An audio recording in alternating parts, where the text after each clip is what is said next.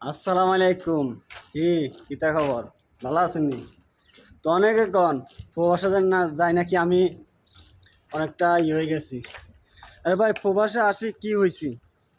খারাপ হয়েছি না ভালো হয়েছি? ফ্যামিলির স্বপ্ন পূরণ করার জন্য প্রবাসে আইছি, বেশি আর কিছু না।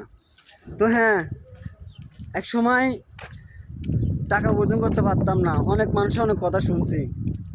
আর এখন দূর প্রবাসে আসি, টাকা ইনকাম করি, ফ্যামিলিও চলাই।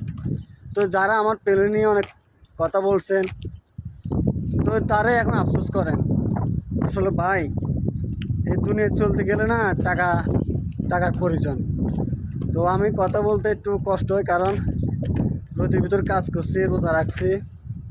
রোজা রাখি একটা ভিডিও নিয়ে আসছি আপনাদের মাঝে।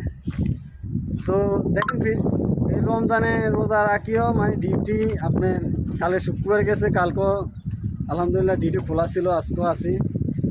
তো যেখান থেকে দেখেন ভিডিওটা একটু ভালো লাগলে শেয়ার করবেন। ধন্যবাদ।